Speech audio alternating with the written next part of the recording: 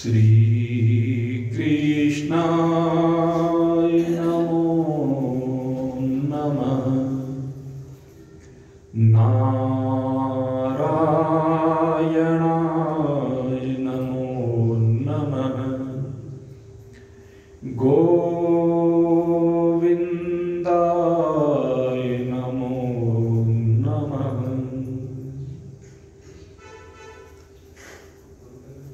भगवान श्री बद्री विशाल की असीम महान महती दयाद्र करुणाद्र कृपा के प्रणाम स्वरूप हम उनके नित्य वासस्थल इस बद्रिकाश्रम में अत्यंत श्रद्धा के साथ अपने आप को उनके चरणारविंदों में समर्पित करके बैठे हुए हैं और मन में अभिलाषा है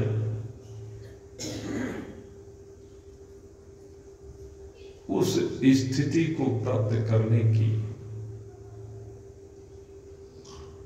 जिसको प्राप्त करने के बाद फिर कुछ और प्राप्त करना शेष ना रह जाए।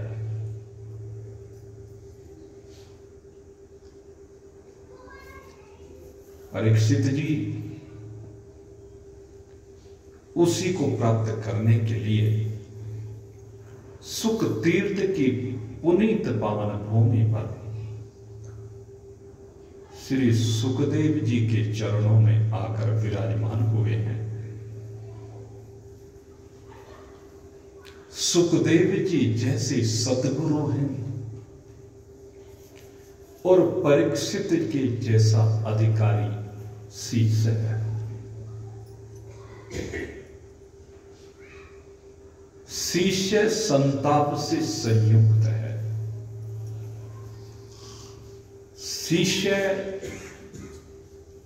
का भाव है कि जो मेरा हृदय धधक रहा है उसके ऊपर कोई आकर के शीतल जल की बौछार कर दे जिससे हृदय शांत हो जाए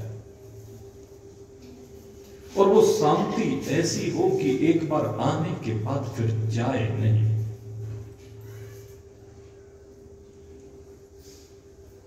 भगवान श्री कृष्ण ने इस शांति के लिए जो शर्त रखी है उस शर्त को फुलफिल कर रहे हैं परीक्षित जी। से शांति मापनोति न काम कामी।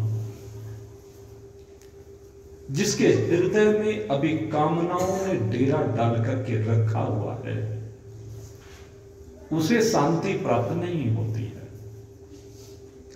लेकिन जिसकी कामनाएं निवृत्त हो चुकी हैं, जो पूर्ण काम है, निष्काम है, वही परम शांति को प्राप्त हो सकता है। जब तक हृदय में एक भी कामना डेरा डाल करके बैठी हुई है तब तक ये परम शांति की प्राप्ति नहीं हो सकती। इसलिए इस हृदय में विराजमान इन कामनाओं के उत्पत्ति स्थल को शांत करना पड़ेगा, समझ के द्वारा शांत करना पड़ेगा।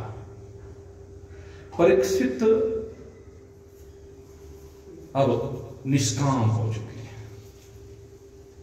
उनकी इहलौकिक और पारलौकिक कोई भी कामना अवशेष नहीं है।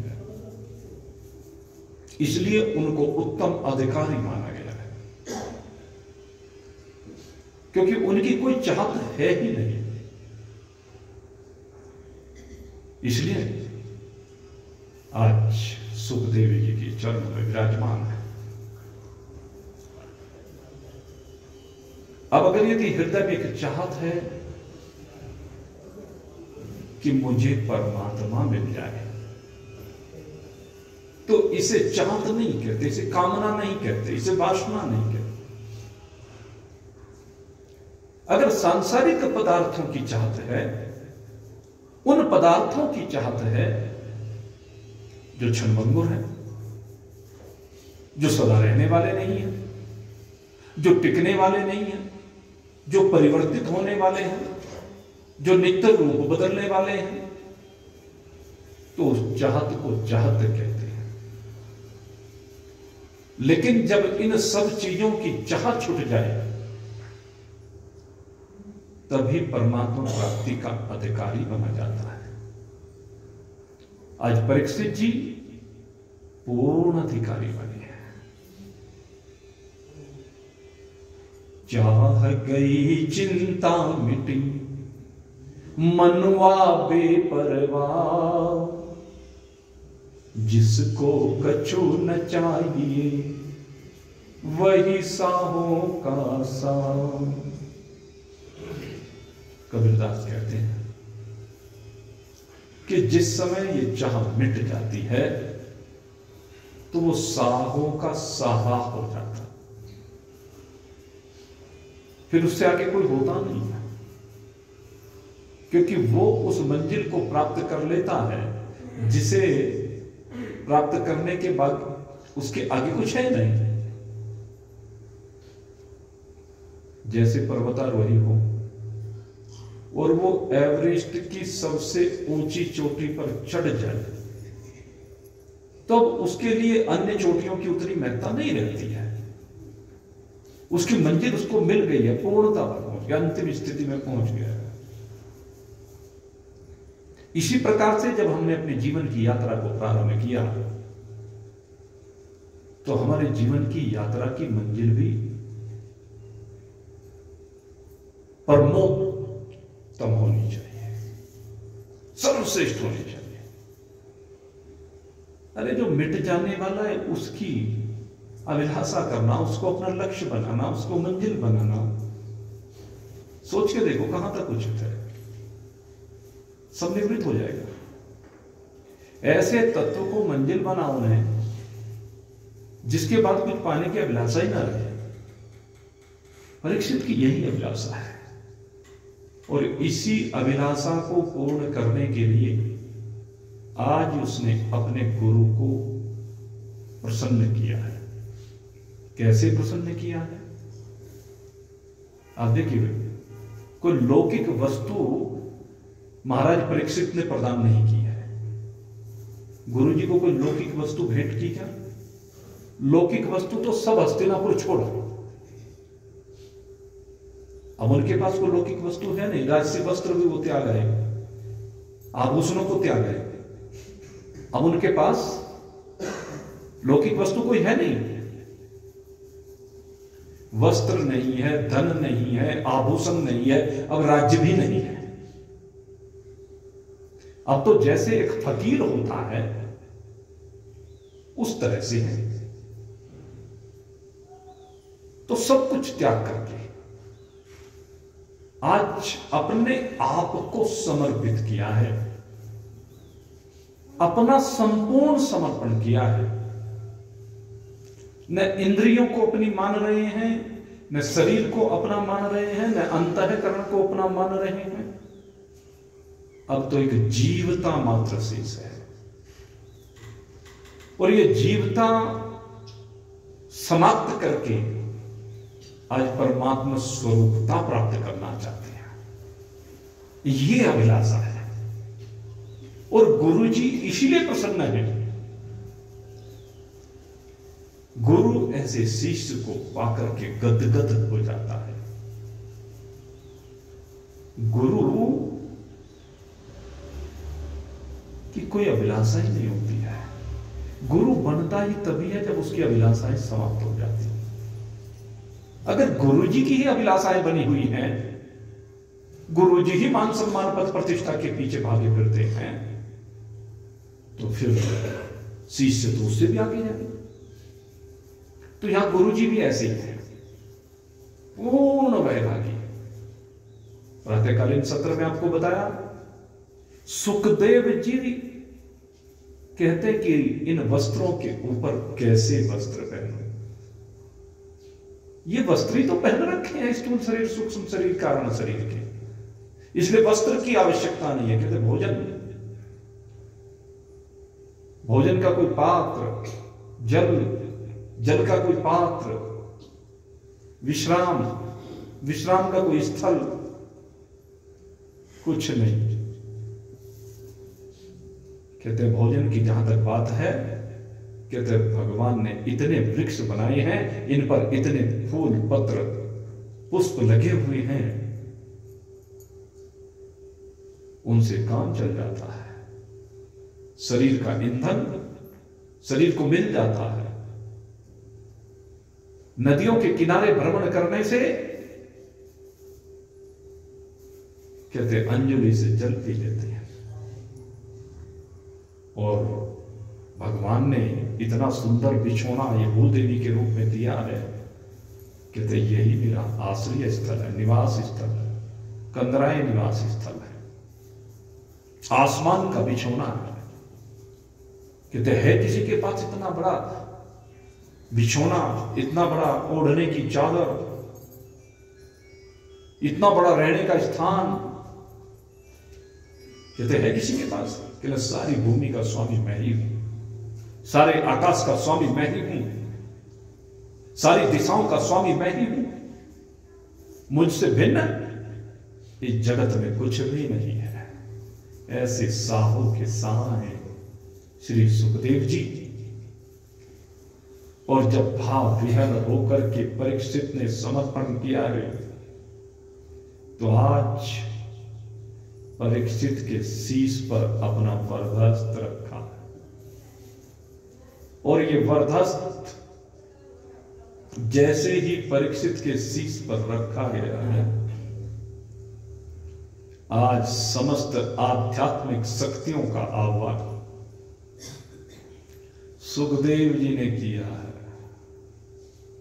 क्योंकि आज वो अपना सब कुछ समर्पित कर देना चाहते हैं। जो भी कुछ उनके पास है वो परीक्षित को, भाई बीच में डिस्टर्ब मत करियो, ऐसे नहीं, सारा तारतम्य तोड़ दे तो, ऐसे बीच में नहीं आना चाहिए किसी को भी। वहीं से नमन किया करे पीछे से।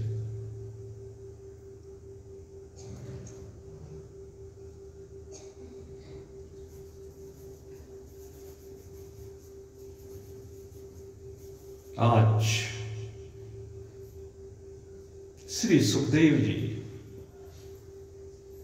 ने समस्त आध्यात्मिक शक्तियों का आह्वान किया। समस्त आध्यात्मिक शक्तियां उनके आह्वान करते ही उनके दरबार में हाजिरी लगा देती है। और ये आध्यात्मिक शक्तियां अब परीक्षित जी की ओर अग्रसर हुई है। और जैसे ही आध्यात्मिक शक्तियां परीक्षित जी की ओर अग्रसर हुई हैं, परीक्षित जी के अंदर एक नव चेतना का संचार प्रारंभ हुआ है। परीक्षित जी को एक दिव्य दृष्टि मिल रही है। और जैसे ही परीक्षित जी को दिव्य दृष्टि मिली, उसी समय परीक्षित जी को अनुभूतियां होने प्रारंभ होती हैं। परीक्षित जी का शरीर हल्का हो गया है। वो इस शरीर को वायुवत अनुभव कर रहे हैं।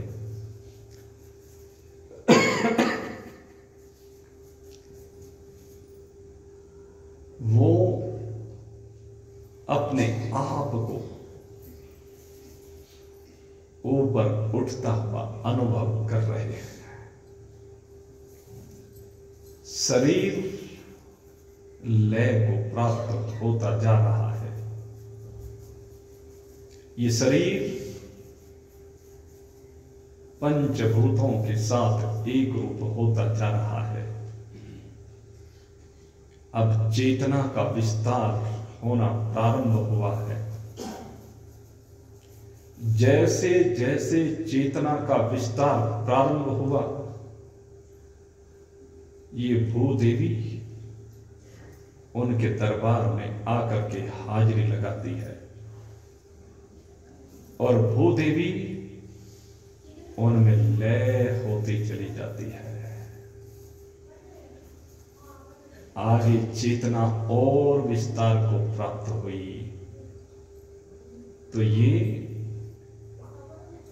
जल तत्व वरुण देव लेकर के उपस्थित हुए हैं दरबार में, और जल भी परीक्षित के स्वरूप में लय को प्राप्त हो गया है।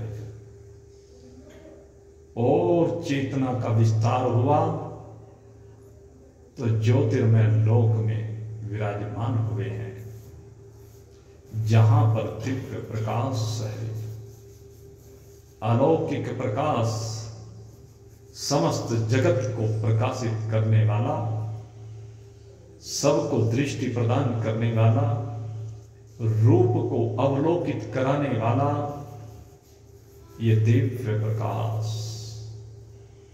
और अब परीक्षित जी इस दिव्य प्रकाश को अपने साथ एक रूप होता हुआ अनुभव करने लगे। इस प्रकाश का भी संकुचन होता जा रहा है, ये प्रकाश भी सिमटता जा रहा है, और ये प्रकाश भी आखिर में आकर के परीक्षित के साथ एक रूप हो गया है। और चेतना विस्तृत हुई है, और जैसे ही चेतना का विस्तार हुआ है, संजीवनी शक्ति प्रदान करने वाला ये वायु, सर्वत्र प्रवाहित होने वाला ये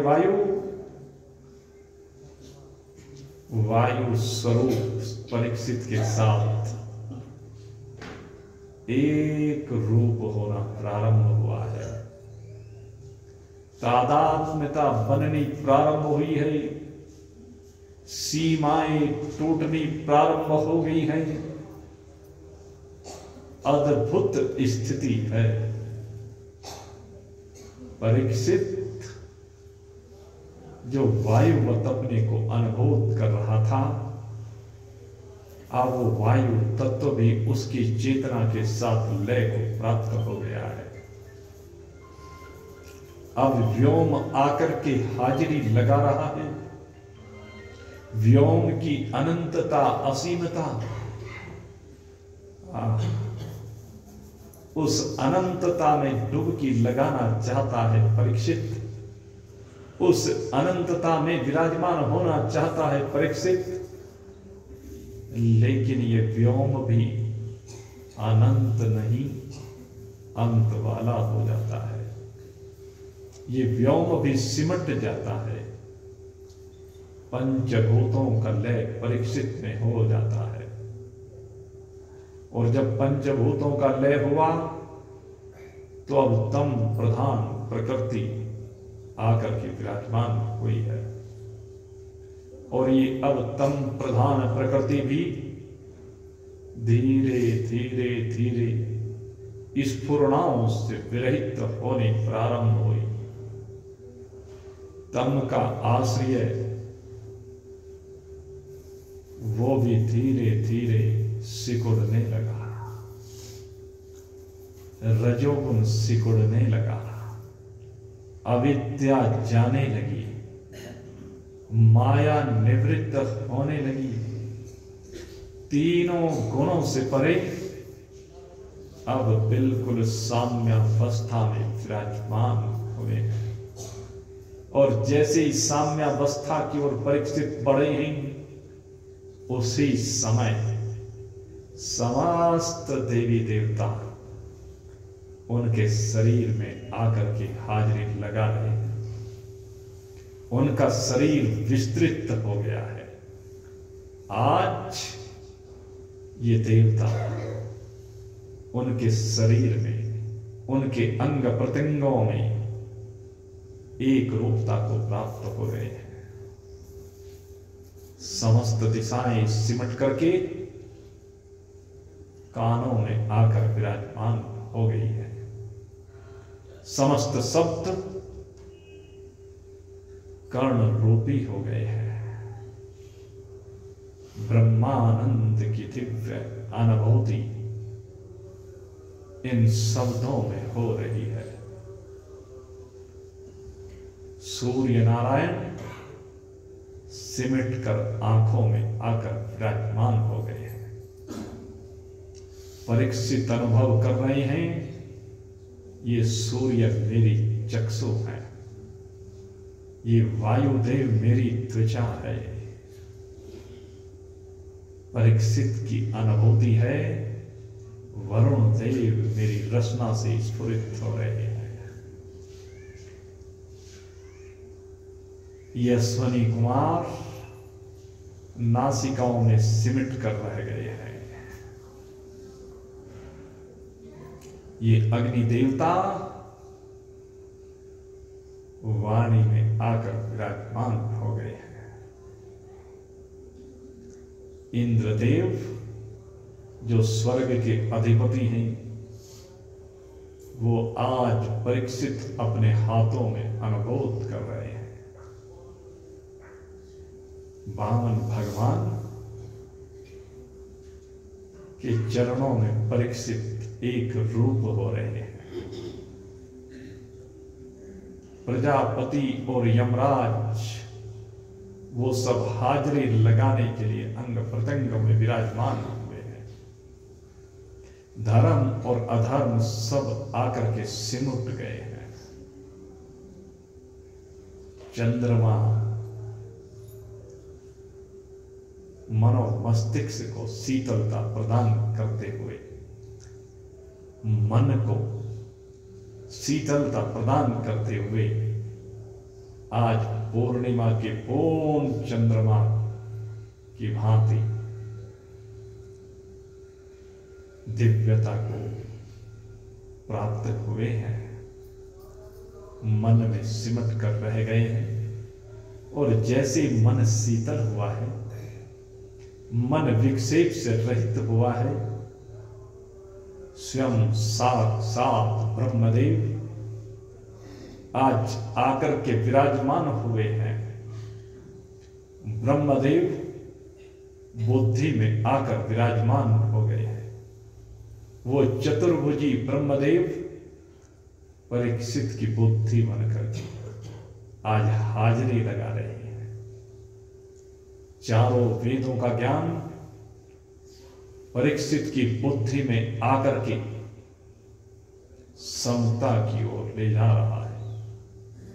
बुद्धि निश्चात्मिका बनती जा रही है। ब्रह्मदेव स्वयं सुखदेव जी को प्रज्ञान ब्रह्म का उपदेश दे रहे हैं। हे परीक्षित, तू ज्ञान स्वरूप है, तू चैतन्य है।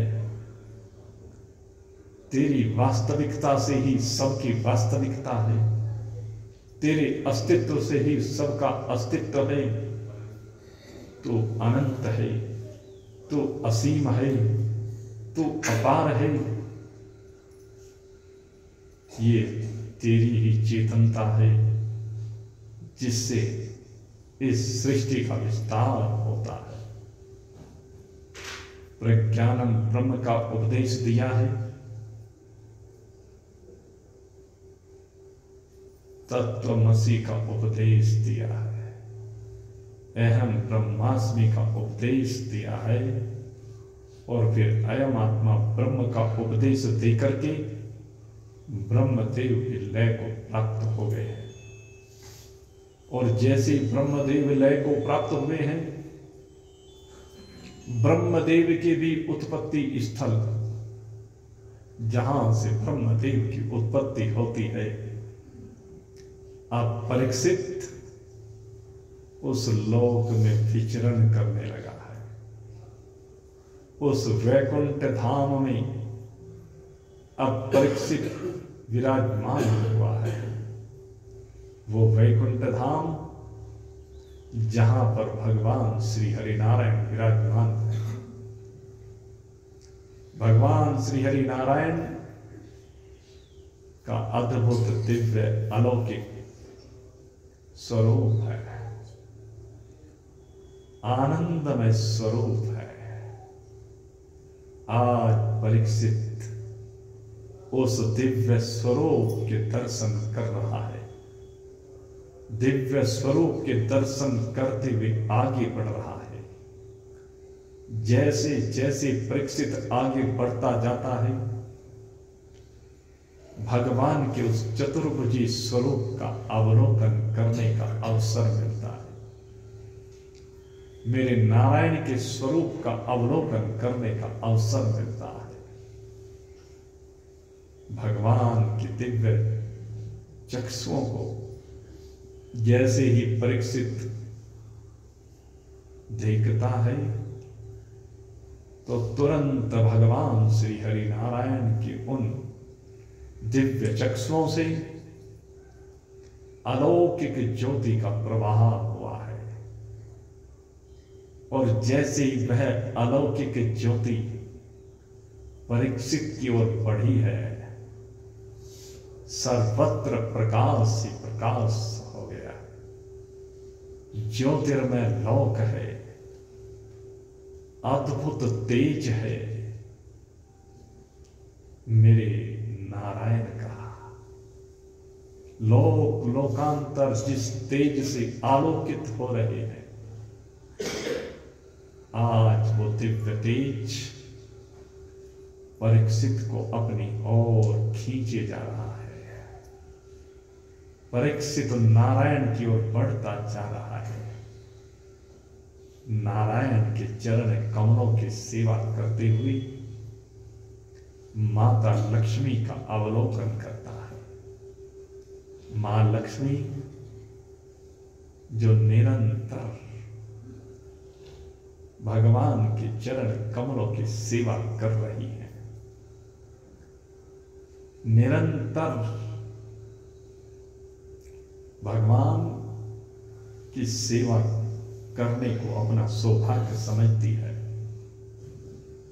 और वहीं दृष्टिगोचर होते हैं गरुड़ जी, जो भगवान के वाहन है, निकटस्थ विराजमान है। गरुड़ जी की दृष्टि जैसे ही परीक्षित पर पड़ी, परीक्षित ने देखा कि गरुड़ जी की दिव्य आंखों से एक अद्भुत तेज आगे बढ़ा है। और उस तेज ने आगे बढ़कर के समस्त मोह जनित नागों को डसना प्रारंभ किया है, उनका भक्षण करना प्रारंभ किया है। वो तक्षक भी सामने आया है, जिसके भय से परीक्षित आकुल व्याकुल है। मृत्यु का भय लगा हुआ है, लेकिन गरुड़ जी की दृष्टि पड़ते ही वो तक्षक भी गरुड़ जी के साथ लय हो गया है। ऐसी अनुभूति परीक्षित जी कर रहे हैं। और जैसे ही तक्षक के भय का लय हुआ,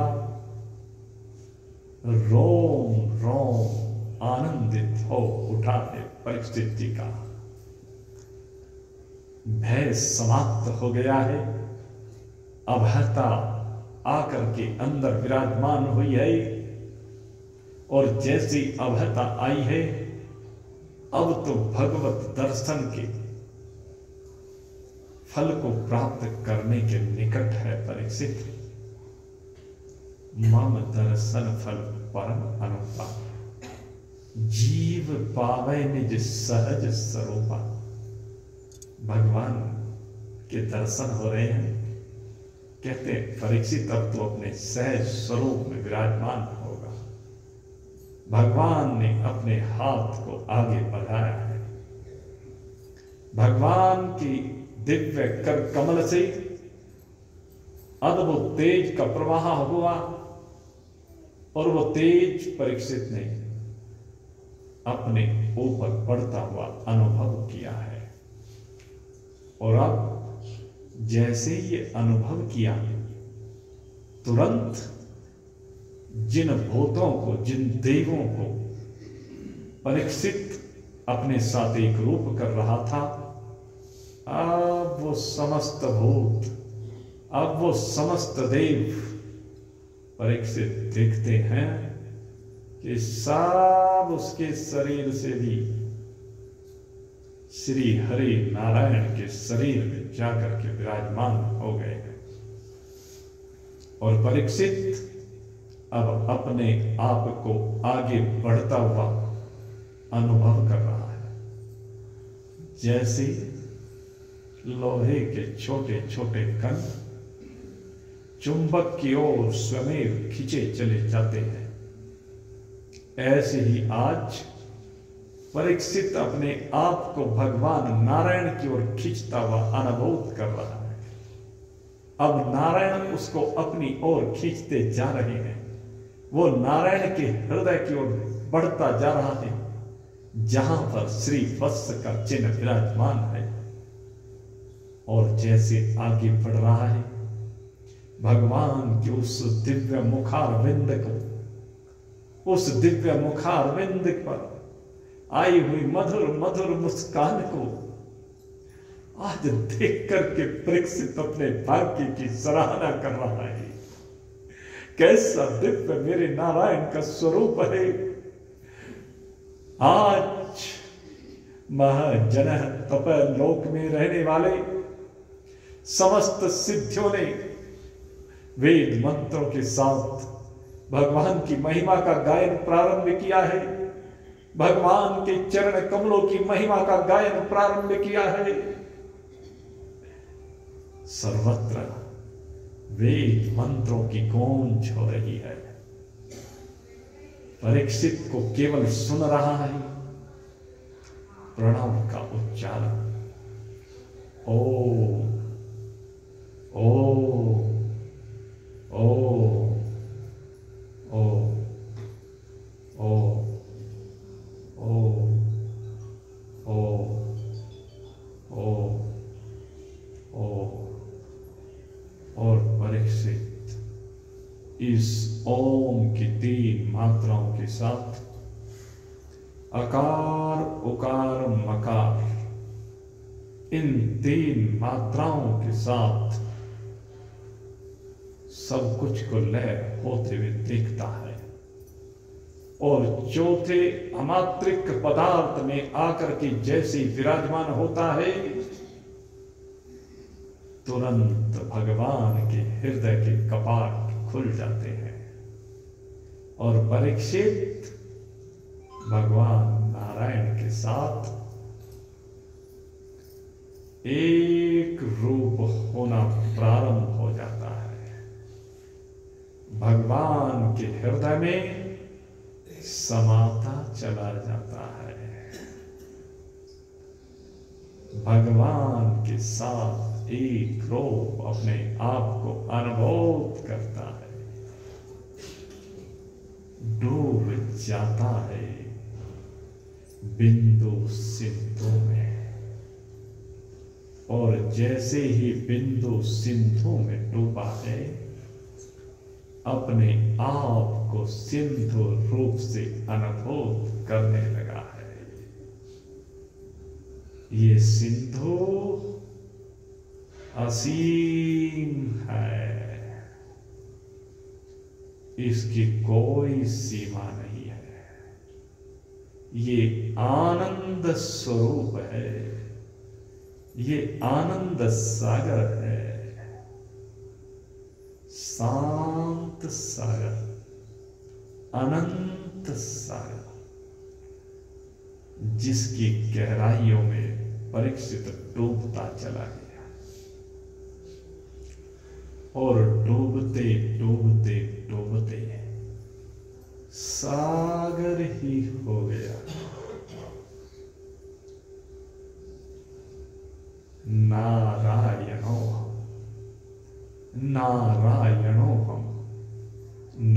नारायण भाव अपने आप में अनुभूति हो रही है। ये नारायण मैं ही हूं, मैं नारायण हूं। ये नर से नारायण की यात्रा है। ये नरत्व से नारायण रूपता में विराजमानता की स्थिति है। ये नर नारायण रूप हो जाता है जब सुखदेव जैसे महान पुरुष, सुखदेव जैसे सदगुरु की कृपा हुई तो परीक्षित ने अपने वास्तविक स्वरूप को अनुभूत किया। आनंदोहम आनंदोहम आनंदोहम रूप से। और अब तो परीक्षित की प्रसन्नता का कोई ठिकाना नहीं है, क्योंकि समस्त सीमाएं समाप्त हो गई हैं।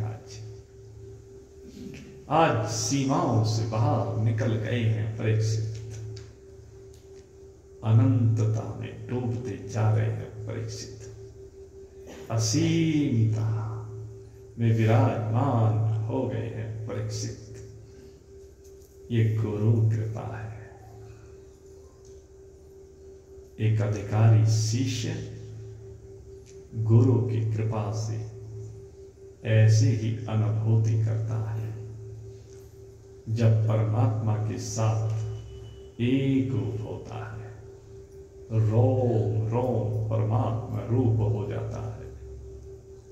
मेरे मित्रों, ये ध्यान की, ये ज्ञान की पराकाष्ठा है, जहां पर शरीर के समस्त भाव लय को प्राप्त होते ही एक नारायणत्व मात्र शेष रह जाता है। यही हम सब का प्रयास, यही होना चाहिए। इसके अलावा दूसरा कोई प्रयास नहीं। अत्यंत आनंदित परीक्षित आज गुरु कृपा से अपने आप में विराजमान। और अब सुखदेव जी ने कहा, कहो परीक्षित, कैसी अनुभूति है, क्या अनुभव कर रहे हो? कहते गुरुदेव, अब आपकी कृपा से क्षण मात्र में मुझे परमात्मा स्वरूपता का अनुभव हो गया है। अब मैं परमात्मा में विराजमान हो गया हूं। सब अज्ञान निवृत्त हो गया है। अज्ञान का लेश भी अब जीवन में नहीं है। अब तो केवल परमात्मा ही परमात्मा है। हे गुरुदेव, आपके चरणों में कोटि से प्रणाम है। हे प्रभु, 7 दिन का समय अभी शेष है। मंजिल तो आपने प्राप्त करा दी है,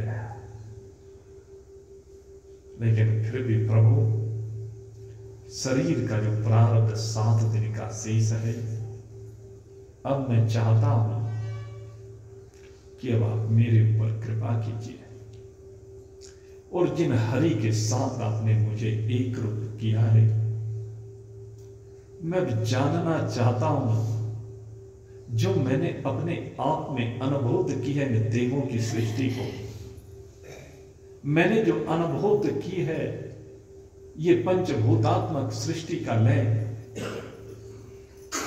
त्रिगुणात्मक प्रकृति का लय जो मैंने आपकी कृपा से अनुभूत किया है, अब मैं जरा जानना चाहता हूं कि परमात्मा में इसका आरोप किस प्रकार से होता है। ये परमात्मा देव जो सबके मूल है, जो सबके कारण है, ऊर्ध्वमूलम अधः शाखा, जो सबसे ऊपर मूल रूप से विराजमान है, देवी देवता जिसकी शाखाएं पर शाखाएं हैं, किस प्रकार से वो इस सृष्टि का सृजन करते हैं, मैं अब ये जानना चाहता हूं। उस परमात्मा की उस कारीगरी को जानना चाहता हूं। और क्यों ये जीव बना आता है, क्यों ये जीव बंधन में आता है, क्यों ये जीव संसार में आसक्त होता है। हे गुरुदेव, अगर मुझे पात्र समझते हैं तो आज ये भेद खोल दीजिए। अब मैं इन भेदों को खुलवाना चाहता हूं, जिससे भेद भेद ना रहे, सब प्रकार की भेद भ्रांतियां निवृत्त हो जाए। 5 प्रकार की भ्रांति होती है, मैं उस 5 प्रकार की भेद भ्रांति को निवृत्त करना चाहता हूं, उसको जानना चाहता हूं। ये 5 प्रकार की भ्रांति है क्या? तो ये 5 प्रकार की जो भ्रांति है, कहते हैं जीव जगत और ईश्वर को लेकर के भ्रांति होती है। कभी जीव और जगत के बीच में भेद दिखाई देता है, कभी जगत के पदार्थों के बीच भेद दिखाई देता है, कभी जीवों के बीच में भेद दिखाई देता है, कभी जीव और ईश्वर के बीच में भेद दिखाई देता है, कभी जगत और जगदीश्वर के बीच में भेद दिखाई देता। अनेकानेक प्रकार से भेद कहते हैं प्रभु मेरे इन भेदों को अब आप निवृत्त कीजिए। श्री सुखदेव जी अब भेद निवृत्ति के लिए सृष्टि चक्र को समझाने जा रहे हैं। ये सृष्टि चक्र का जो विषय है, मेरे मित्रों, जिसने इसे समझ लिया उसने सब कुछ को समझ लिया, और फिर जो उसका बंधन है वो निवृत्त हो जाता है। जब तक नहीं समझा, अज्ञानता है, भूल है, फंसा रहता। आज इस भेद को बहुत संक्षेप में आपके सामने निवृत्त करने का प्रयास करेंगे।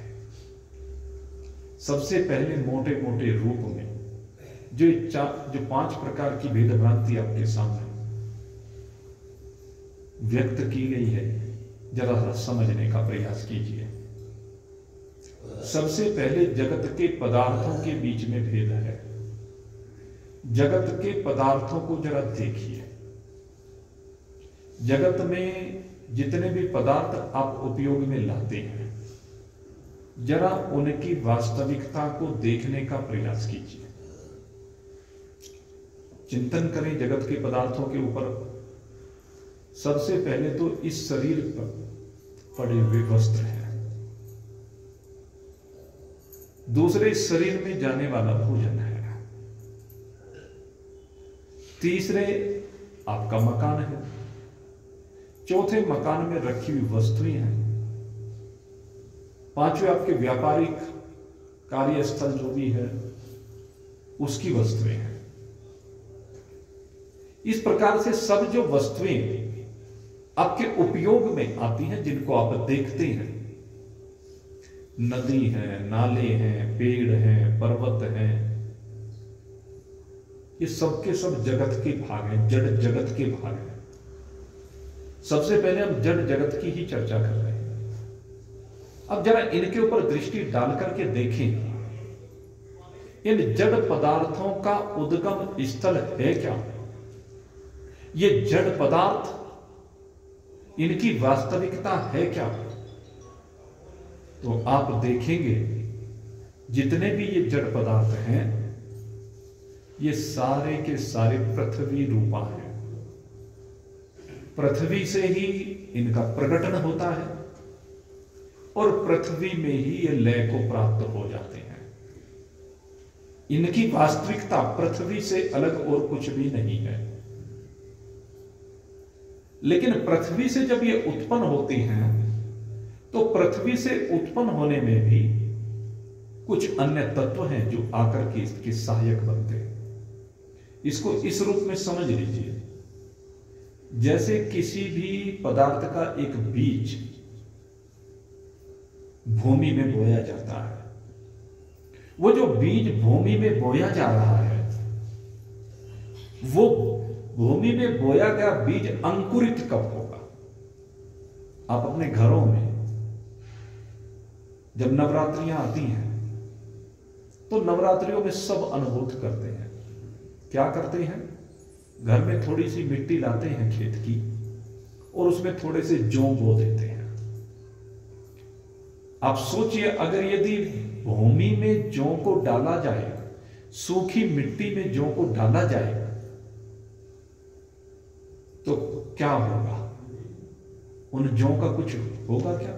जैसे हैं वैसे के वैसे पड़े रहेंगे या गल करके मिट्टी हो जाएंगे, यही तो होगा। लेकिन अगर यदि उस मिट्टी में जल को मिला दिया गया, उस मिट्टी में नमी उत्पन्न कर दी गई, तो उस मिट्टी में नमी उत्पन्न होने के साथ ही उन जौ में भी नमी आ जाएगी।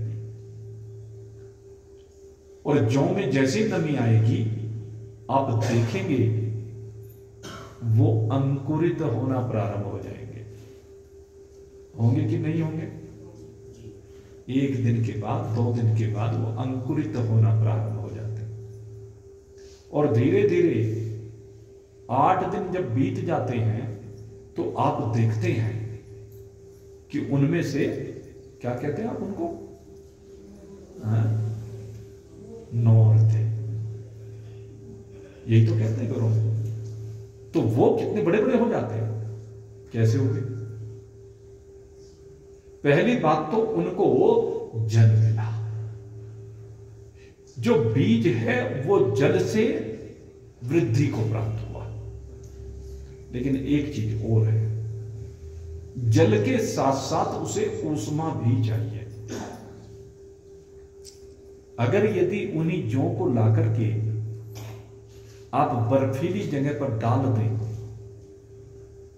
तो बर्फीली जगह पर यह काम नहीं हो पाएगा, वो वृद्धि को प्राप्त नहीं हो पाएंगे। उनको ऊष्मा भी चाहिए। तो तीसरा तत्व ऊष्मा मिलना जरूरी है, और ऊष्मा के साथ साथ उनको वायु भी मिलनी जरूरी है। ये जब सब चीजों का संगम हो जाता है तब जाकर के जगत के पदार्थ अस्तित्व में आते हैं। जगत के प्रत्येक पदार्थ इसी प्रकार से अस्तित्व में आते हैं। और न केवल जगत के पदार्थ अस्तित्व में आते हैं, अपितु अगर जीवों की बात करें तो जो गर्भ में बीज डाला जाता है, वो बीज भी जब गर्भ में वृद्धि को प्राप्त होता है तो वो भी इन्हीं चीजों से वृद्धि को प्राप्त होता है। वो बीज धीरे धीरे धीरे वृद्धि को प्राप्त होता है और एक दिन उसका प्रकटन हो जाता है। तो अगर यदि हम देखें, ये पांचों तत्व मिलकर के सृष्टि के समस्त पदार्थों का सृजन करते हैं। आप देखें, इसके अलावा सृष्टि में किसी दूसरी अन्य वस्तु से कोई सृजन हो ही नहीं सकता। सारा सृजन इनसे होता है। और फिर कहते हैं इस सृजन में इनके मूल में एक चीज और दूसरी विराजमान है। वो क्या है? जो बीज है उसकी प्रकृति। बीज की जो प्रकृति है वो कैसी है? धरती तो एक ही है, जल तो एक ही है, अग्नि तो एक ही है, वायु तो एक ही है, आकाश तो एक ही है। इनमें भिन्नता है क्या? चिंतन करें। आप देखें, विभिन्न प्रकार के खेतों पर दृष्टि डालिए। एक जगह पर चना बोया हुआ है, एक जगह पर गेहूं बोया हुआ है, एक जगह पर बाजरा बोया हुआ है, एक जगह पर गन्ना बोया हुआ है, एक जगह पर कपास बोई हुई है, पता नहीं कितनी चीजें बोई हुई है। जहां पर जो जो बीज डाला गया है वहां पर वही वही चीज पैदा होती है, और उनकी सबकी प्रकृति भिन्न प्रकार की होती है। क्या गेहूं और चने की प्रकृति आप भिन्न प्रकार की देखते हैं कि नहीं देखते हैं? भिन्न है कि नहीं? बाजरे की प्रकृति उनसे भिन्न है। चलो ये तो अन्न की बात हुई, मैं दालों की बात करूं। एक अनाज है, एक दाल है, दोनों की प्रकृति भिन्न है। अब दालों में भी अब अगर आप चिंतन करेंगे, अगर आप मूंग की दाल को खाएंगे तो मूंग की दाल की प्रकृति कैसी है? सात्विक है। आप उड़द की दाल को खाएंगे, चने की दाल को खाएंगे तो इनकी प्रकृति कैसी है? राजसी है। और आप मसूर की दाल को खाएंगे, मल का मसूर, तो उसकी प्रकृति तामसी है। जैसा बीज आप बो रहे हैं, बीज की जैसी प्रकृति है वैसी फसल हो जाती है। ऐसे ही समस्त जीवों के बीज देख लीजिए। समस्त जीवों के अंदर ये तीनों गुण विराजमान होते हैं, लेकिन इन गुणों में वृद्धि को कौन सा प्राप्त होता है? कहते जब जीव यहां पर आता है तो माता पिता के संस्कार, जैसी प्रकृति माता पिता की होती है उन संस्कारों से वो जीव संस्कारित होता है और उसकी प्रकृति भी लगभग वैसी ही बननी प्रारंभ हो जाती है। एक प्रकृति वो अपने साथ लेकर आता है और एक प्रकृति माता पिता से उसे मिलती है। दोनों का संगम होने के बाद उसकी प्रकृति मिश्रित बन जाती है। आगे और बढ़ता है तो और समाज का संग मिलता है तो फिर उसकी प्रकृति परिवर्तित होनी प्रारंभ हो जाती है। ये सतोगुण, रजोगुण, तमोगुणी जो प्रकृति है ये सबके अंदर निरंतर परिवर्तनशील रहती है। एक पाप कर्मी व्यक्ति जो जीवन भर पाप ही पाप करता है, लेकिन किसी प्रारब्ध से, किसी संयोग से उसको अगर यदि किसी धर्मात्मा का संग मिल जाता है तो उस धर्मात्मा के संग के मिलने से वो वृत्ति को बदल देता है। कहां तामसी वृत्ति और कहां सात्विक वृत्ति। और इसका बड़ा सुंदर उदाहरण रत्नाकर है। रत्नाकर क्या काम करता था? लूट खसोट का काम करता था। जो भी कोई राहगीर मिल जाता उसी राहगीर को लूट लेता, मार डालता, अपने परिवार का गुजारा करता। लेकिन प्रारब्ध, भगवान की कृपा कि नारद मुनि से मिलन हो गया। और रत्नाकर का जब नारद मुनि से मिलन हुआ, नारद जी से भी लूटना चाहता है, नारद जी को लूटना चाह रहा है। और जब नारद जी को लूटना चाह रहा है, पकड़ लिया नारद जी को कि ले तू क्या करता है? हम तो संत लोग हैं, हमारे पास कुछ नहीं है। कहने लगे झूठ बोलते हो, तुम्हारे पास कुछ नहीं। अरे संतों के पास तो सबसे ज्यादा माया है, लाओ निकालो। अरे भाई हमारे पास कुछ नहीं, हम तो निरीक्षण है, हम किसी से एक पैसा नहीं लेते, हमें किसी से कोई पैसा नहीं चाहिए, हम तो यूं ही वायु की तरह से सबको संजीवनी शक्ति प्रदान करते रहते हैं। हमारा कार्य तो ये है।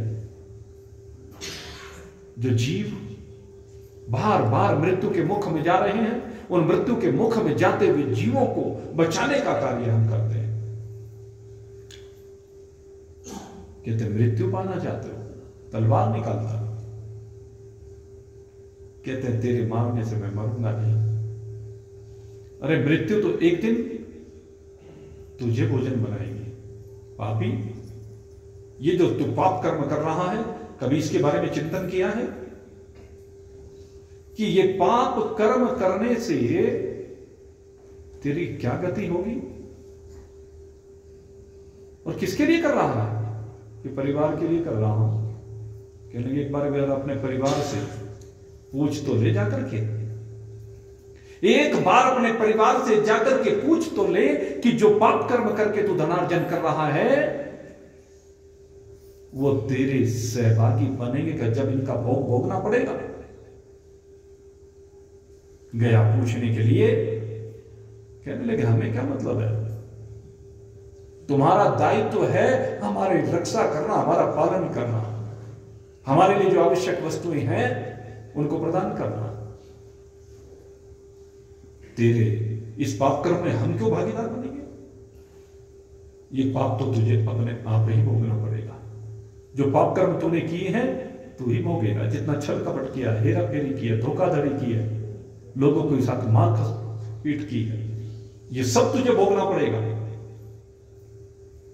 रत्नाकर की आंखें खुल गई। कैसे स्वार्थी हैं ये लोग, कितने स्वार्थी हैं ये लोग। अरे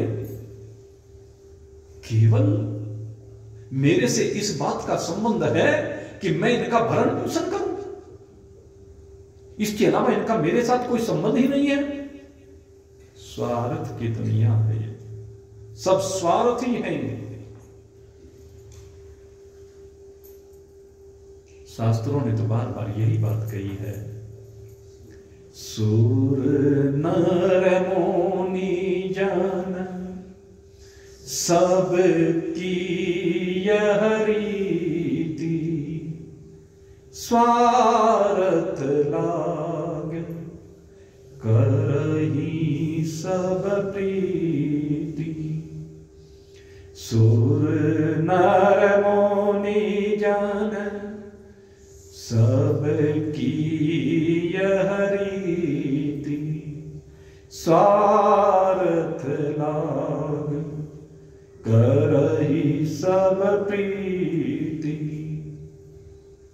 कहते हैं इनकी तो क्या बात करें, शास्त्र तो ये कहता है कि जिन देवताओं की हम उपासना करते हैं, जिन देवताओं का हम पूजन करते हैं, हर समय जिनके सामने गिड़गिड़ाते रहते हैं, हर समय जिन्हें सम्मान देते रहते हैं,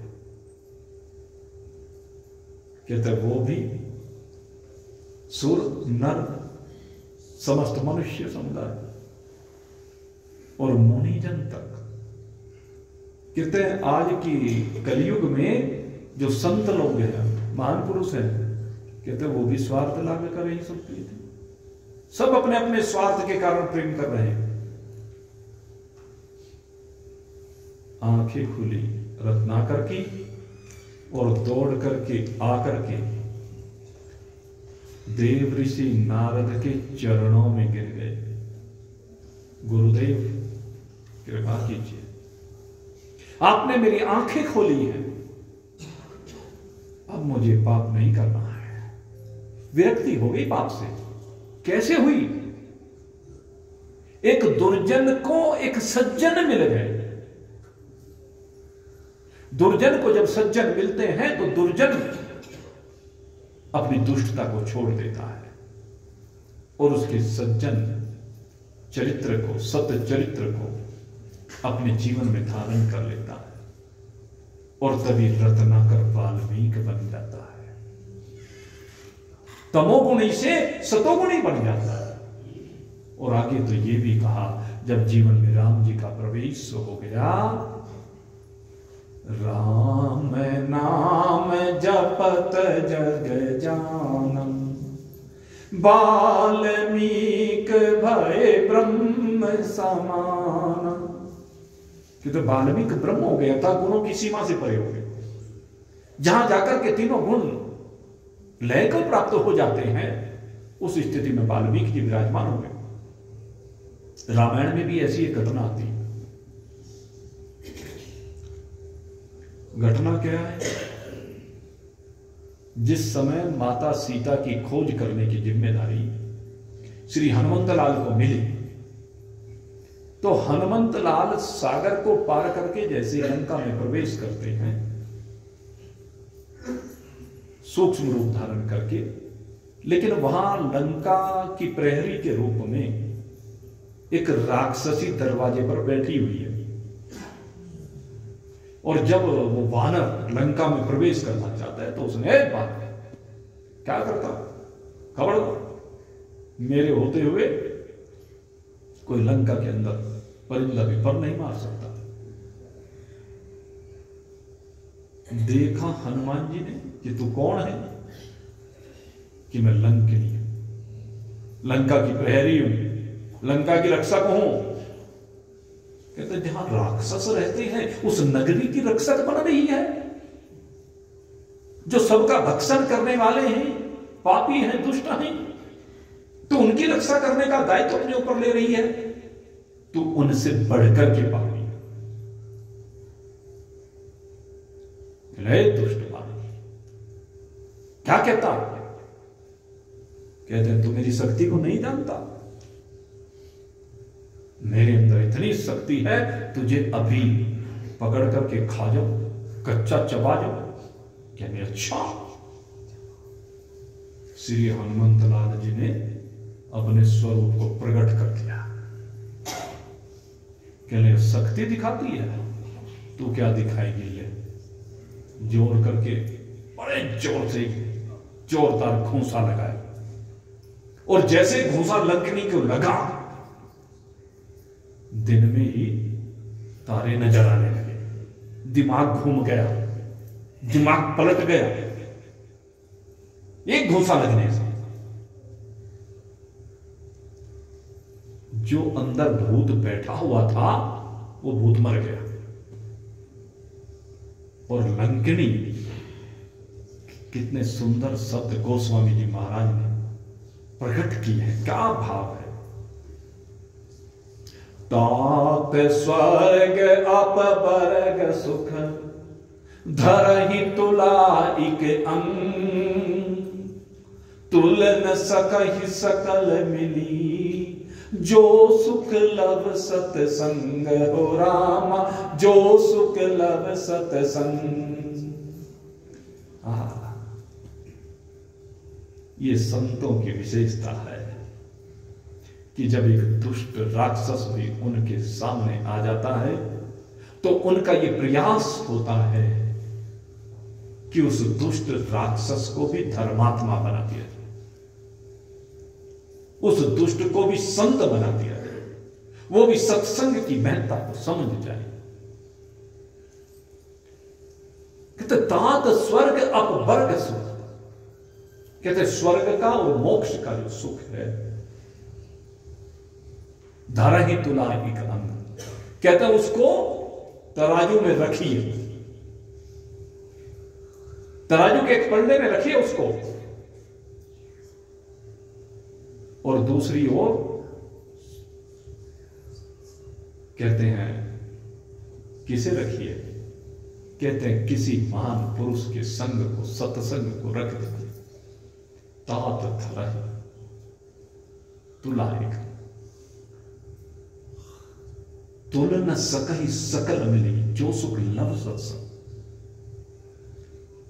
लव मात्र का सत्संग अगर उसमें रख दिया जाए तो बड़ा भारी हो जाता है। और इसका सबसे बड़ा प्रत्यक्ष प्रमाण इस कलयुग में मिला है गोस्वामी जी महाराज को। जब गोस्वामी जी तुलसीदास ने भगवान श्री राम का चरित्र लिखा तो वो भाषा ग्रंथ है, अवधी भाषा में लिखा, हिंदी में लिखा गया, लेकिन प्रचलन में उस समय देववाणी थी। जितने भी ग्रंथ लिखे जाते थे वो देववाणी में लिखे जाते, संस्कृत में लिखे जाते थे। और काशी में एक विद्यापीठ, जब भी कोई ग्रंथ रचा जाता तो उस समय के नियम था कि उस ग्रंथ को पहले मान्यता लेनी होती थी उस काशी विद्यापीठ से, उसके बाद ही वो प्रचलन में आ सकता था, जिसको प्रमाणित कर देते थे कि ये उचित है, शास्त्रोक्त है, वेदोक्त है, इसमें मनमाना कुछ नहीं है, अनर्गल नहीं है, उसी को मान्यता दी जाती थी। जैसे आजकल फिल्म बनती है तो फिल्म को पहले सेंसर बोर्ड से पास कराना होता है। अगर सेंसर बोर्ड उसको पास कर देता है तभी वह फिल्म दिखाई जा सकती है सिनेमा घरों, अन्यथा नहीं। तो इसी प्रकार से हुआ करता था। तो गोस्वामी जी महाराज भी रामचरितमानस की संरचना करने के बाद उसे लेकर के उन विद्वानों के पास गए। विद्वानों ने खिल्ली उड़ाई क्योंकि भाषा ग्रंथ है। अब भाषा ग्रंथ को स्वीकार नहीं करते, उनका अहम स्वीकार नहीं करता, तुरंत रिजेक्ट कर दिया कि प्रमाणित नहीं है। गोस्वामी जी महाराज बड़े दुखी हुए और कहते हैं कोई बात नहीं, तुम प्रमाणित नहीं करते हो, कोई बात नहीं, मैंने तो जो ग्रंथ लिखा है स्वांत सुखाय पर जनहिताय, तुलसी कथा रघुनाथ की, मैंने अपने अंतःकरण के सुख और जगत के हित के लिए ये राम जी का चरित्र लिखा है, रघुनाथ की गाथा लिखी है। तुम प्रमाणित करते हो या नहीं करते हो, मुझे इससे कुछ लेना देना नहीं। गोस्वामी जी ऐसे पहले महान पुरुष हुए जिन्होंने विरोध किया और चल दी वहां से। रामचरितमानस को शीश पर धारण किया और शीश पर धारण करके काशी विश्वनाथ के दरबार में हाजिरी लगा था। आकर के कहने लगे, प्रभु मुझे पंडितों से इस ग्रंथ को प्रमाणित कराने की कोई आवश्यकता नहीं, और प्रभु न मुझे कोई प्रसिद्धि चाहिए, न मान सम्मान चाहिए, न कोई पद चाहिए। अब बुढ़ापे में इनको लेकर करूंगा भी क्या? 75-76 साल की उम्र में व्यक्ति को कुछ ये पद मिल भी जाए तो क्या करेगा? कहले मुझे नहीं चाहिए। हे प्रभु, उन्होंने स्वीकार नहीं कि मुझे कोई गिला शिकवा नहीं, लेकिन प्रभु मैं चाहता हूं कि यह ग्रंथ आपकी प्रेरणा से लिखा गया है, आपके आशीर्वाद से लिखा गया है, आपके ही अंश श्री हनुमंत लाल ने इस ग्रंथ को लिखवाया है। इसलिए हे प्रभु, मैं आपका ये ग्रंथ आप ही को समर्पित करता हूं, क्योंकि इस ग्रंथ की संरचना सबसे पहले आपने ही की और उसी का एक अंश इस रामचरितमानस में प्रकट कर दिया गया। इसलिए प्रभु, ये मानस आपको भी समर्पित है। भगवान के सामने रामचरितमानस को रख दिया गया, और जब रामचरितमानस को रखा गया तो वो पंडित पीछे पीछे लगे हुए थे कि देखें क्या करता है। अब वो पंडित लोग आए और उन्होंने आकर के रामचरितमानस के ऊपर अन्य सब ग्रंथ रख दिए, दबा दिया रामचरितमानस को नीचे, दरवाजा बंद कर दिया गया। और दरवाजा बंद करने के बाद प्रातःकाल कपाट खुलने का समय हुआ, और प्रातः काल गोस्वामी जी महाराज दर्शन करने के लिए भगवान भोलेनाथ के आए, और रोज ही जाया करते थे, वहीं 80 घाट पर रहते थे।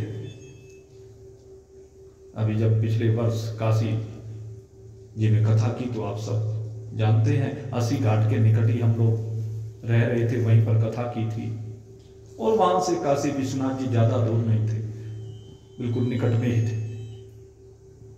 तो गोस्वामी जी वहीं पर रहते थे 80 घाट पर, और वहीं चले जाते थे। तो अगले दिन जब गए तो पंडित लोग सब इकट्ठे हुए थे, दरवाजा खोला गया और जैसे भगवान सदाशिव के धाम उस विश्वनाथ जी के दर्शन किए सबने, दर्शन करते ही वहां पर चमत्कार हो गया। जिस रामचरित्र मानस को सबसे नीचे रखा गया था, उस रामचरित्र मानस को सबसे ऊपर पाया और उसके ऊपर एक पुष्प रखा हुआ मिला और साथ में हस्ताक्षर हुए मिले और हस्ताक्षर के साथ ऑटोग्राफ भी। किसी बड़े से आदमी का ऑटोग्राफ लेने के लिए जैसे आप पीछे पीछे फिरते हैं, गोस्वामी जी नहीं फिरे। गोस्वामी जी ने तो बड़े से बड़े क्या सामने ला करके रख दिया विश्वनाथ जी के साथ, और भगवान भोलेनाथ ने स्वयं अपने हस्ताक्षर कर दिए और ऑटोग्राफ दे दिया। क्या? सत्यम शिवम सुंदरम। कहते विद्वानों तुम प्रमाणित करो या ना करो, स्वयं भगवान भोलेनाथ ने इसको प्रमाणित कर दिया है, अब मुझे किसी प्रमाण की आवश्यकता नहीं है। कहते ये ग्रंथ सत्य है, ये ग्रंथ उस सत्य को प्रकट करता है जिससे शिवत्व की प्राप्ति होती है, और जिसको शिवत्व की प्राप्ति हो जाती है उससे सुंदर कुछ हो ही नहीं सकता। तो मेरे मित्रों, ये महत्ता है। आज वो ग्रंथ घर घर में प्रमाणित हो गया है। ये है महत्ता, संत की महत्ता, सत्संग की महत्ता, सत्य की महत्ता। इसलिए अपने आप को डाइवर्ट करना, इस प्रकृति को डाइवर्ट करना है। बीज भले ही तमोगुणी हो, लेकिन तमोगुण को आप कन्वर्ट करके सतोगुण में परिवर्तित कर सकते हैं। जब लंकिणी बदल सकती है, चिंतन करें, जब रत्नाकर बदल सकता है तो हम क्यों नहीं बदल सकते? आज सतोगुण के द्वारा समस्त सृष्टि की संरचना करने वाले भगवान नारायण की शरण में हम बैठे हुए हैं। ये भगवान नारायण जो समस्त सृष्टि के सृजक हैं, समस्त सृष्टि के पालक हैं, समस्त सृष्टि के लय करता है, आज उनकी शरण में बैठे हुए हैं। उनका दिव्य तेज आपके ऊपर पड़ रहा है। उनके हृदय से प्रवाहित होने वाले उस ओंकार की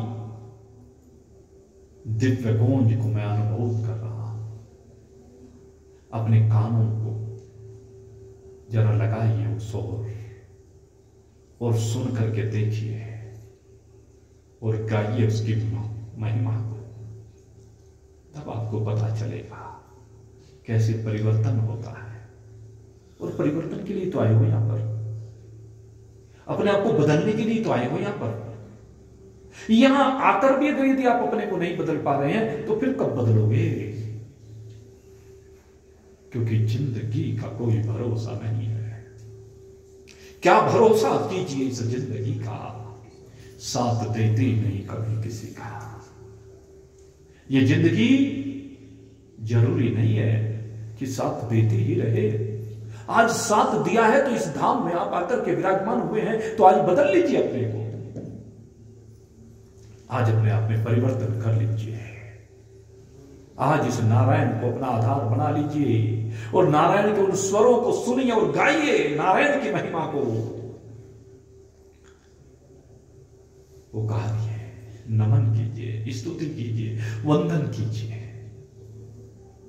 यहां इसीलिए आए हो, धक्के खाने के लिए नहीं आए हो। इस बात को समझिए। सारे दिन अगर यदि धक्के खाते रहोगे कुछ नहीं होगा। बदलिए, 2 घड़ी बैठ करके भजन कीजिए, 2 घड़ी बैठ करके अपने दिल के तार उस दिलदार से लगाइए और गाइए, ओम नमो भगवते वासुदेवाय,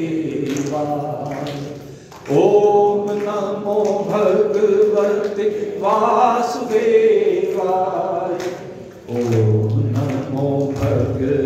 भगवते वासुदेवाय। ओम नमो भगवते वासुदेवाय। ओम नमो भगवते वासुदेवाय। ओम नमो भगवते वासुदेवाय। ओम नमो भगवते वासुदेवाय।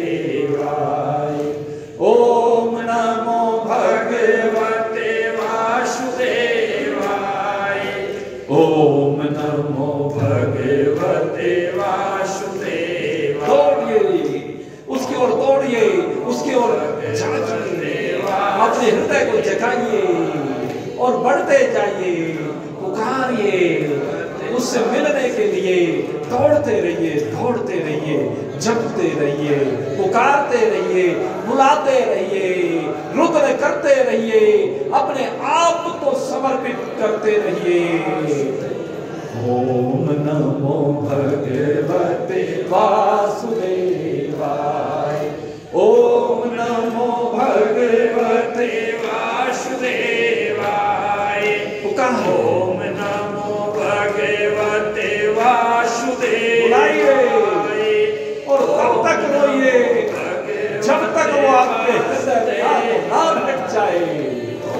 जो दर्शन आप मंदिर में जाकर करके आए हैं, वो आपके मन मंदिर में आकर जब तक स्थापित ना हो जाए, आपके मन मंदिर में न जाकर के विराजमान हो, ना मन मंदिर में आकर के बैठे, तब तक पुकारते रहिए, बुलाइए।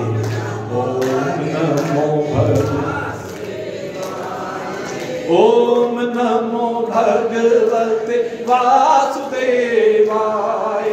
ओम नमो भगवते वासुदेवाय। ओम नमो भगवते।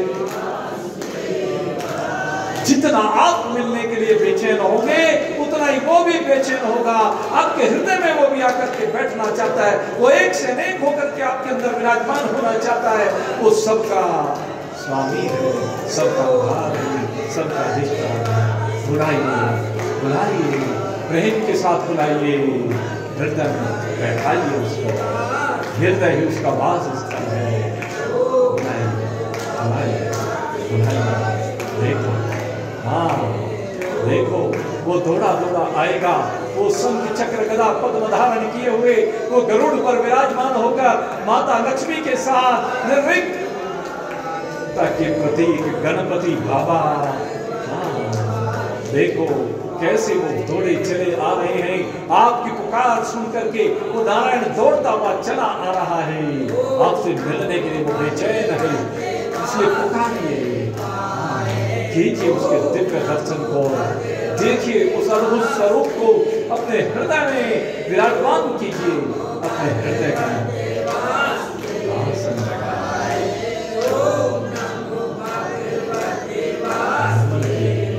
पूजन कीजिए, वंदन कीजिए। ओम नमो भगवते वासुदेवाय। ओम नमो भगवते वासुदेवाय। ओम नमो भगवते वासुदेवाय। ओम नमो भगवते वासुदेवाय। ओम नमो भगवते वासुदेवाय। ओम नमो भगवते।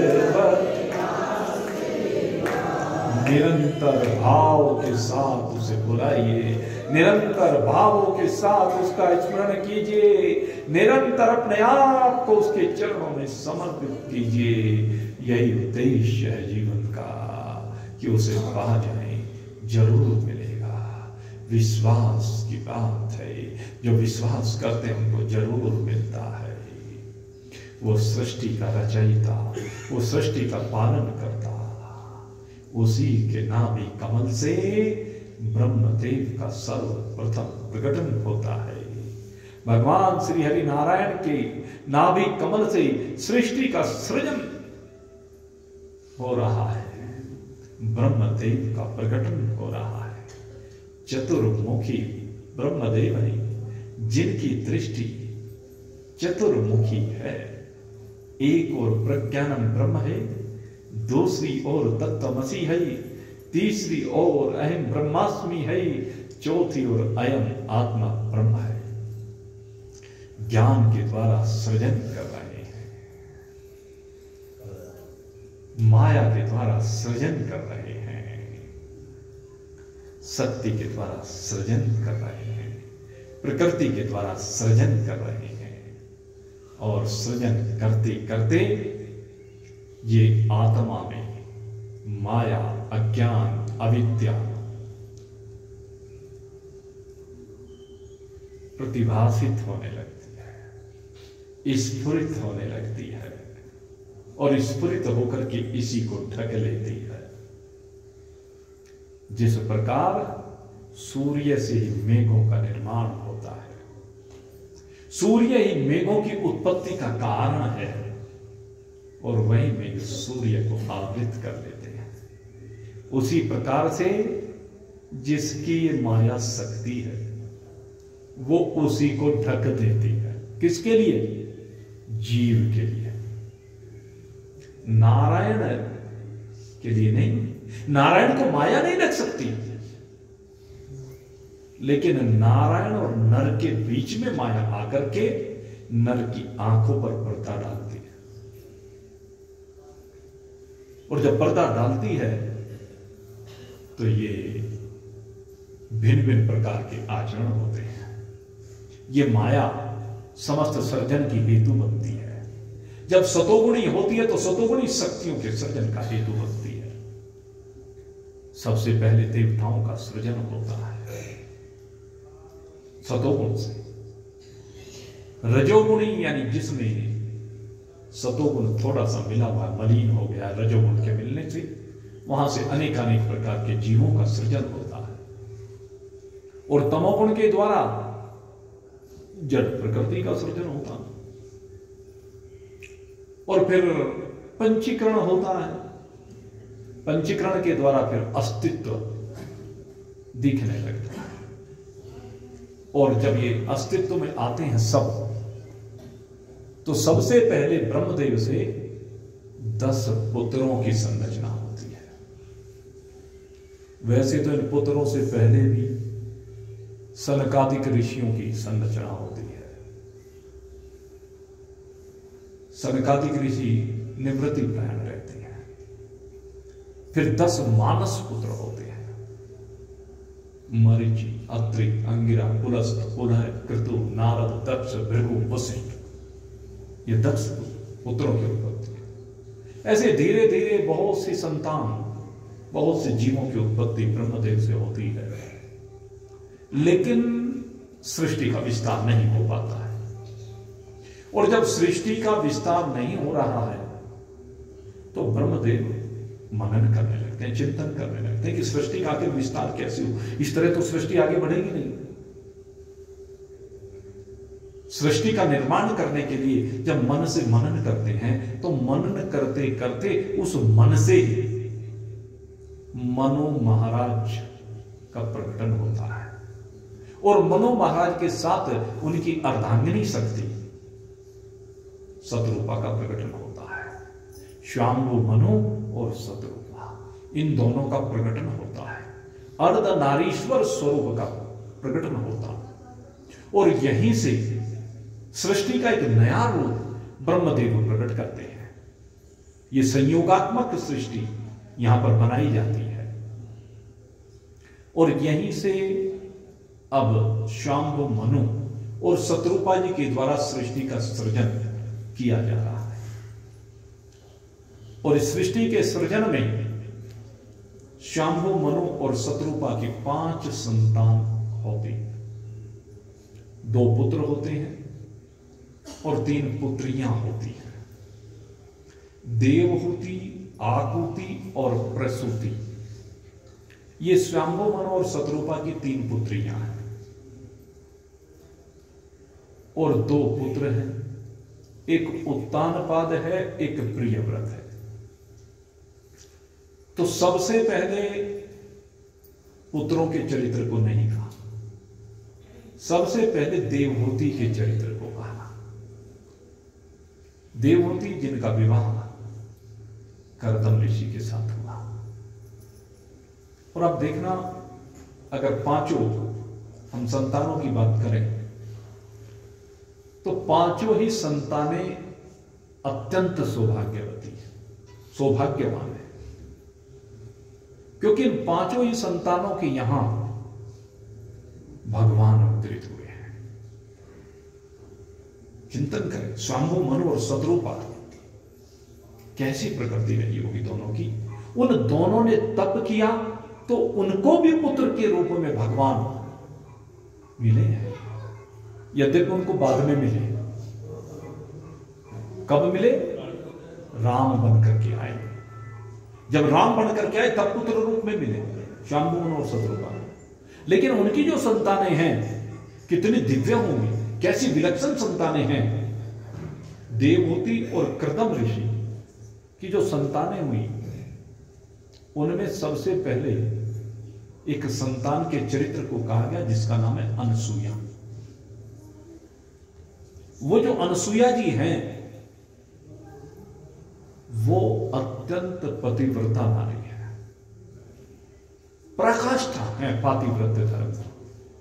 और उनका विवाह किसके साथ किया गया है?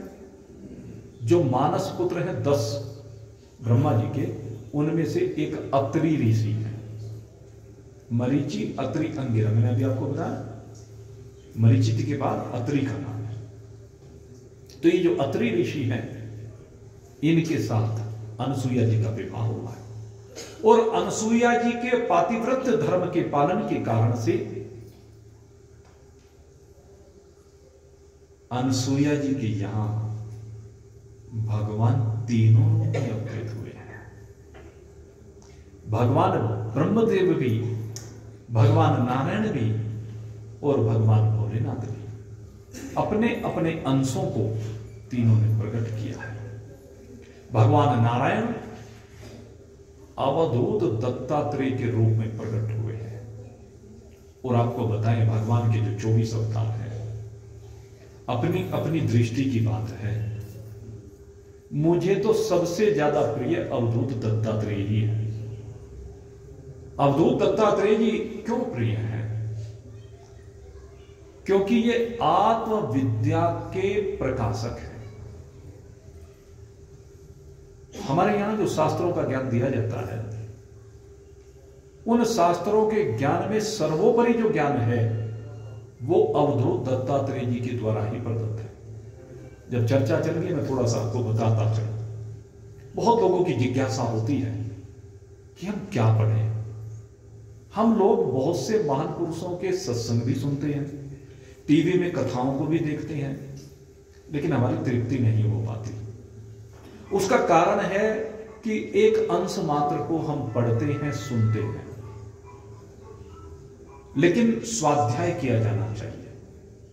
और स्वाध्याय के लिए जिन जिन ग्रंथों का स्वाध्याय होना चाहिए, आज थोड़ा सा उसके ऊपर मैं प्रकाश डाल देता हूं। हमें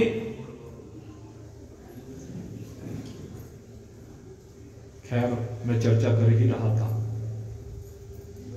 और भगवान की एक विशिष्ट कृपा हमारे ऊपर हुई है। भगवान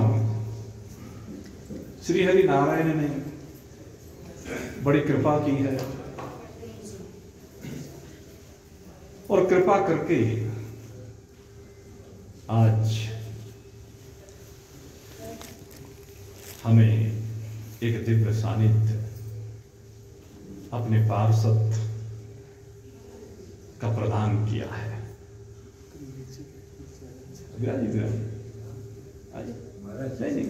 आनंद नहीं आएगा। अरे नहीं, विराजी हमारे बीच में अत्यंत सौभाग्य का विषय है। आप देखते हैं भगवान बद्रीनारायण के दिव्य अलौकिक स्वरूप को, जिसके लिए आप आए हैं, उनके दर्शन के लिए आए हैं। लेकिन कल हम बैठे हुए थे, एक बड़ी दिव्य चर्चा श्रवण करने को मिली। प्रातःकाल भी मैंने थोड़ा सा आपसे इशारा किया था। सूरदास जी महाराज नेत्रहीन लालटेन लेकर के वो चला करते थे, भगवान के मंदिर जाया करते थे। आंखों से कुछ दिखाई नहीं देता था, इन चरण चक्षुओं से नहीं दिखता था, लेकिन मंदिर रोज जाते हैं। एक बार एक जिज्ञासु मिल गया और उस जिज्ञासु ने उनसे प्रश्न कर लिया कि आप मंदिर किस लिए जाते हो? आपको आंखों से दिखाई तो कुछ देता नहीं, साथ में लालटेन भी लेकर के चलते हो, आपके लिए तो उजाले का, अंधकार का क्या महत्व है? आपके जीवन में तो अंधकार ही अंधकार है, प्रकाश है ही नहीं। लालटेन लेकर के चलने से क्या फर्क पड़ेगा? आपको दिखाई थोड़े ना दे जाएगा। अरे कहने लगे, भैया मैं मंदिर में जाता हूं, और मंदिर में किस लिए जाता हूं? ये लालटेन लेकर के किस लिए जाता हूं? कहते लालटेन की रोशनी में मैं भगवान को, अपने आप को दिखाने जाता हूं कि प्रभु मैं तो आपको नहीं देख सकता, लेकिन आप तो मुझे देख सकते हैं, आप तो मेरा दर्शन कर सकते हैं। मैं तो भगवान को दर्शन देने के लिए जाता हूं। अगर भगवान ने मुझे देख लिया, एक बार उनकी दृष्टि मेरे ऊपर पड़ गई तो कल्याण हो गया। कल इसी बात की चर्चा हमारे बीच में विराजमान भगवान के पार्षद, जो भगवान के धाम से ही आए हैं। और भाई धाम भी कैसा है? कहते जहां सर्व समृद्धि है, कहते हैं कि हमारा सबसे धनवान, आखिर हो भी क्यों ना, जहां पर भगवान मेरे माता लक्ष्मी का कर्ज चुकाने के लिए बसे हुए हैं, ससुराल में जाकर के माता लक्ष्मी का कर्ज चुका रहे हैं। ऐसा हमारा वो देवी स्थान श्री तिरुपति बालाजी का वासस्थल, उनके पार्षद हमारे बीच में आज शुभागमन हुआ है। मैं इस व्यासपीठ से भगवान श्री हरि नारायण के इस दिव्य धाम पर उनका हार्दिक अभिनंदन करता हूं। आप सबकी ओर से जो भगवत स्वरूप हैं, जिनके अंदर मेरे राम जी बैठे हुए हैं, मेरे नारायण जिनके अंदर अपना वास स्थल बना करके बैठे हुए हैं, आप सबकी ओर से भी आपका अभिनंदन करता हूं, स्वागत करता हूं, और साथ ही आपसे प्रार्थना करता हूं कि हे प्रभु, आप तो सदा भगवान के स्वरूप को धारण करने वाले भगवान के पार्षद हैं, उनके निकटस्थ हैं, सदा उनकी सेवा में रत हैं। हे प्रभु, आप हमारे ऊपर भी कृपा कीजिए, और जो भगवान के सानिध्य का आनंद है, जिस रस से आप सदा सरोवर रहते हैं, निगम कल्पतरो गलितम फलम सुख मुखादमृत संयुतम पिबत भागवत रसमालय मुहुरहो रसिका भो विभावुका। वो रस जिसमें रस बन करके भगवान बैठे हैं इस भागवत में, उस रस का रसास्वादन आपने किया है।